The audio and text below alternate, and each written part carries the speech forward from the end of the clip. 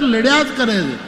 મંથન કરવાનું થયું તો એ બધા જ ભેગા થઈને ખબર નહીં શું શું કરવા માંડ્યા છે. મેળ જ નથી. આ મેળવણ છે એ મેળ છે. છાશ તો એને મળે જેને એકાબીજા પ્રત્યે મેળ હોય સાહેબ, નહીતર તો જીવન પેલું કહો. એટલા માટે કવિ કાગબાપુ લખે છે. હવે કયા સંદર્ભમાં એને લખ્યું છે આ તો જે સમજાવ્યું તે આપની પાસે કહું છું. બધું મહત્વની વાત છે. ચાલો ચાલો. હાથમાં લઈ તો તલગાજડામાં પણ મેં જોયેલું કે જે બિચારા જેને દૂધાણું ન હોય એ કોઈને ઘરે છાશ લેવા જાય તો મફત ન લીધી કે બા બેન અમે એક હેલ પાણી ભરીને તમારા પેલા નાખ્યું પછી તમે છાશ આવો. તો સાહેબ ઇન્દ્રાણી યશોદાને આંગણે કુલડી લઈને આવે છે અને કહે માં તું અમને છાશ આપ, હું સ્વર્ગથી આવી છું, હું 2 બેડા પાણી ભરી દઉં તને. કાગબાપુ આ સંદર્ભ આપે. સર્જક ક્યાં જાય એની રેન્જ જુઓ. જડપેલું અમી અમર કરશે પણ અભય નહીં.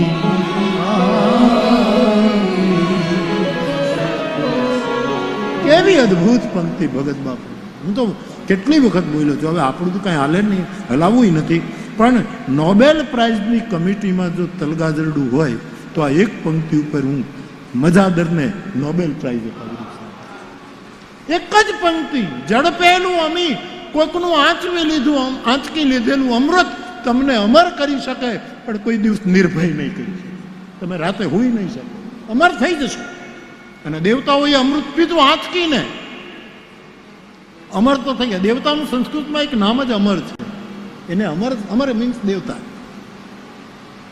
આંચકેલું અમૃત અમર કરી શકે પણ અભય નહીં આપી શકે. આ કાગધામ મજાદરનું ચિંતન. ઝડપેલું અમી અમર કરશે પણ અભય નહીં આપી. આ મંથનની ગોળી ને તળિયે ઝેર હશે તો અને કાં જગ સળગીને ભસ્મ થશે અને કાં તો કોઈ જટા પણ જાતો સુરન મૌલિ કલ્લોલિની ચારુ ગંગાલ સદભાલ બાલ કંઠે ભુજંગા. કોઈ જટાધર જાગશે સાહેબ જ્યારે પીનાર તો ઝડપેલું અમી.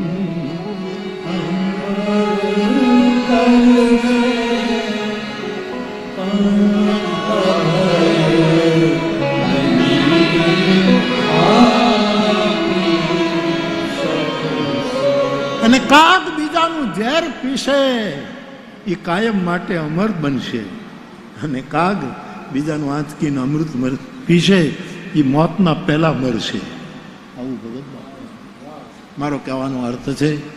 હા,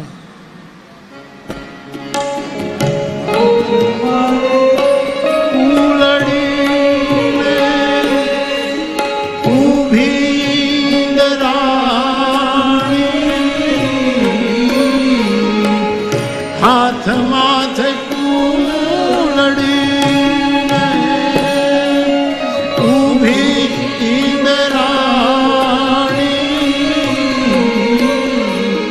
માડી એને હેતેથી એ ભરવા છે જોને તારા પાણી એ નંદરાણી.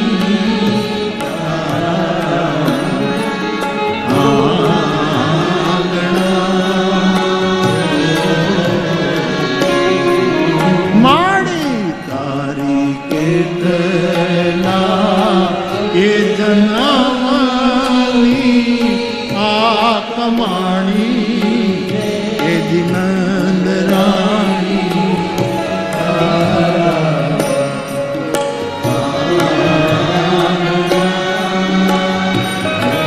હે યશોદા, તું કેટલી ભાગ્યશાળી કે ઇન્દ્રાદિ દેવતાઓના આ દેવનારીઓ તારે ત્યાં છાશ લેવા આવે છે. તારા ભાગ્ય કે ગંગા અને જમના તારા પાણીયારાના ગોળામાં આવી ગઈ છે કૃષ્ણ જન્મ.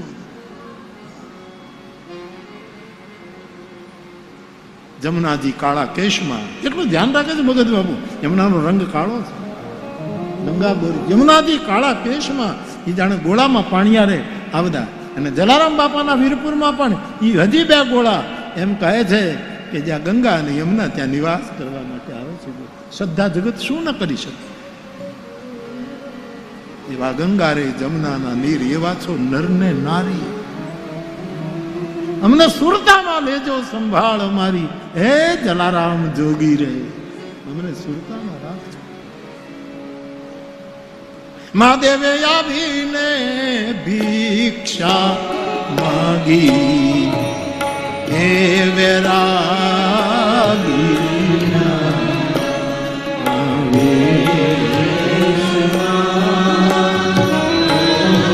ભગવાન શંકર ભિક્ષાને બાને કૃષ્ણ દર્શન કરવા માટે ગોકુળ આવ્યા છે ને કાગબાપુ કહે મહાદેવે વૈરાગીના વેશમાં ભિક્ષા માંગી. એ વૈરાગી કહે આપણે વૈરાગી બાવા એ રૂપ એને લીધી. આપણે જે માર્ગી સાધુ છીએ ને એનું રૂપ લઈને એને ભિક્ષા. વૈરાગી ના, આપણે વૈરાગી બાવા છીએ. હું તો મારી જ વાત કરું ને યાદ, તો પછી વૈરાગીના વેશ. શંકર તો ગૃહસ્થ છે પણ વેશ અત્યારે વૈરાગી. આપણે છીએ ગૃહસ્થ પણ આપણી ચિત્તની દશા વૈરાગી છે સાહેબ. એટલે અમે અમને અમારા સાધુ સમાજમાં એક વખત મિટિંગ થઈ કે આપણે વૈરાગી બાવા કાઢી નાખી. તમારે કાઢી નાખું કાઢજો, હું નહીં કાઢું. હું તો વૈરાગી બાવો જ છું, માર્ગી જ છું, કુમાર્ગી નથી. આવું આનંદથી કહી છે. મહાદેવે મહાદેવે આવીને ભિક્ષા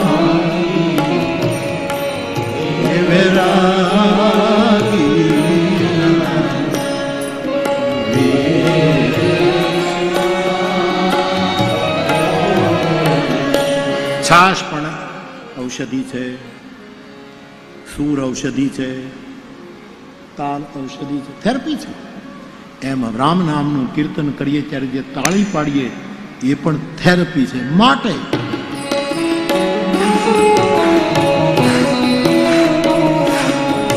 રામ જય રામ જય જય રામ જય જય રામ જય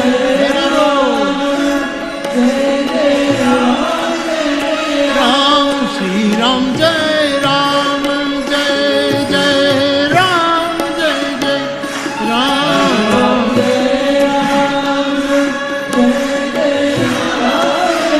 રામ શ્રી રામ જય રામ જય જય રામ જય જય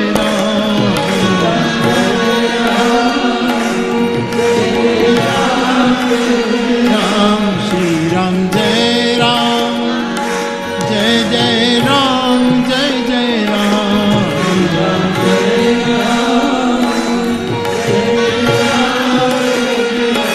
શ્રી રામ જય રામ જય જય રામ જય જય રામ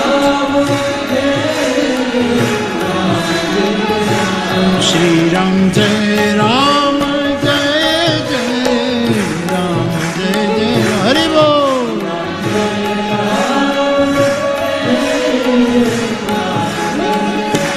શ્રી રામ જય જય રામ જય જય રામ જય જય રામ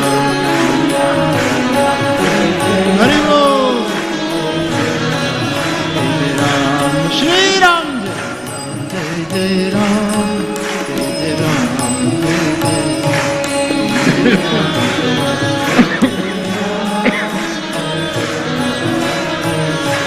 શ્રી રામ જય રામ જય જય રામ જય જય રામ શ્રી રામ જય રામ જય